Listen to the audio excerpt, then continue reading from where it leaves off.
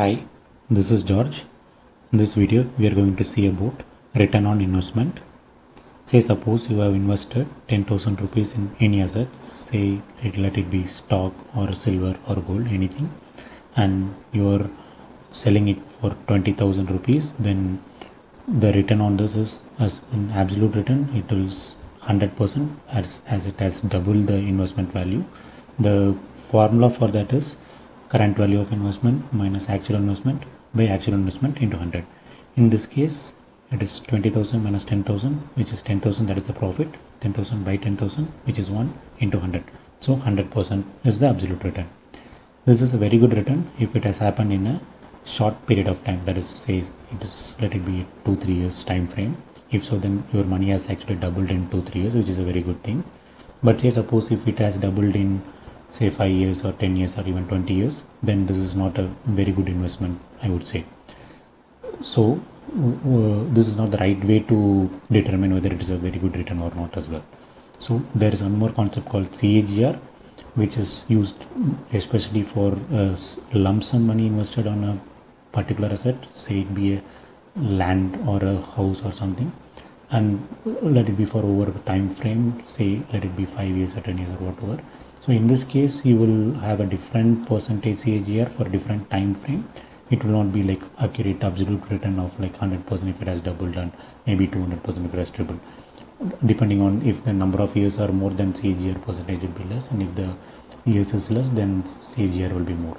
But still, this is not applicable in the real life scenario, because what we actually do is like we invest different amount of money in different assets at different time frame.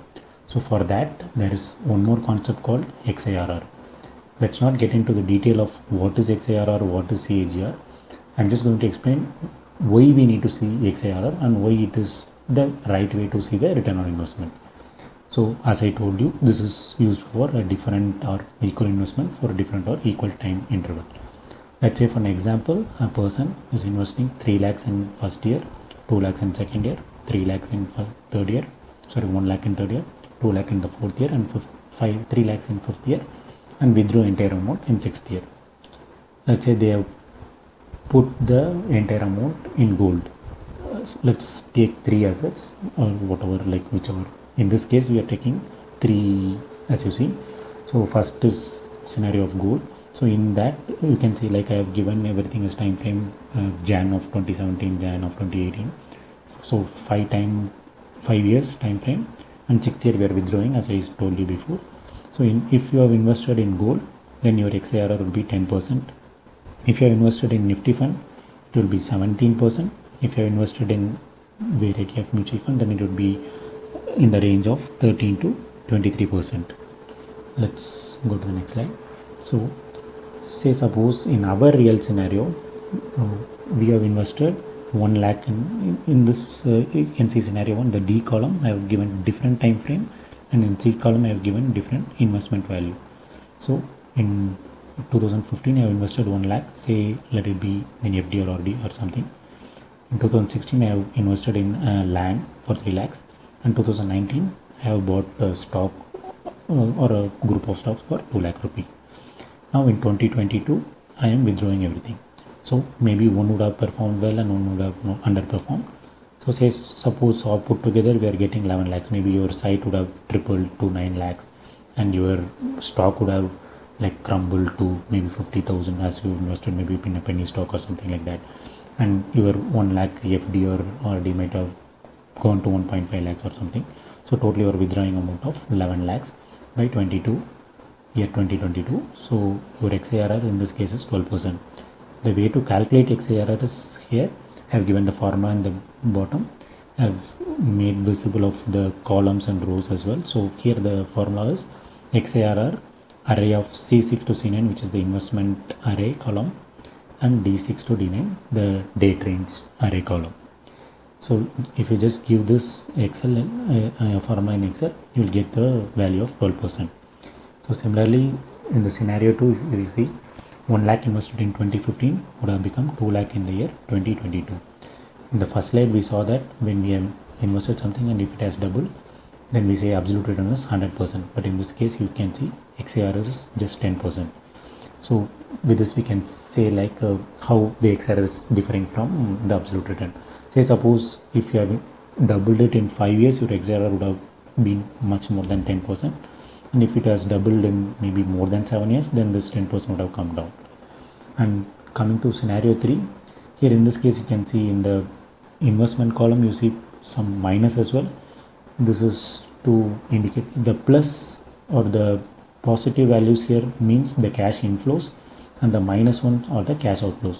So you're investing 1 lakh, 2 lakh, 3 lakh in some assets, and you have withdrawn 2 lakhs maybe for some uncertain events, like maybe there was any medical emergency, or maybe a good function of say of some marriage function or something. So in that case you have withdrawn money, so it is minus here, and then again you have invested, and finally you have withdrawn 10 lakh amount in 22. So here in this case you are getting XIRR of 8%.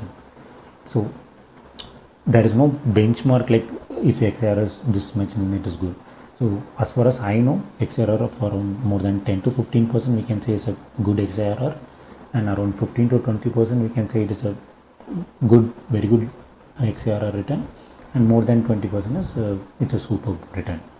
So why we are calculating XIRR is, I'm just saying that so that you yourself can do it for your own portfolios. I hope many of you might have a mutual fund or stock market like a portfolio, something like that. So in that, if you open your app, you'll get to know that what's your investment value, what is your current value, and you will also see the absolute return given there.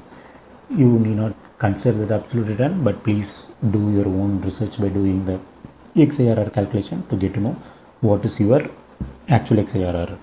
It need not be just limited to your stock market like stocks or mutual fund. Even a site that you have bought 10 years ago which was like 10 lakhs and now it is still 10 lakhs, or now it is just only 15 lakhs, or it is now 50 lakhs, for that also you can just calculate in your XIRR, and you can know for yourself that what is your XIRR and where do you stand. Are you very good? Have you invested your money well, or you need to like improve on what you have invested? For that, XIRR is very much useful for you. Now coming to the reason why we are calculating XIRR. So in this channel we are mostly going to see about options. That is it's a derivative contract. Actually it's a instrument in derivatives called option. There are many one more instrument called futures. We will slowly get into that, but mostly we'll be covering that. So for that what I want to say is like whether the options can give you XIRR of 15 to 20% or more than that, or whether there will be a very big drawdown, and who can do options trading and who should not do option trading, what are the merits and demerits of option trading. So those are the things that will be majorly covered in this channel. So for that, before that, getting into that, if you yourself get to know what is your XIRR and what is your expectation, then we can go on to the next one. So in the next video we will see about the potentials of options. Thank you.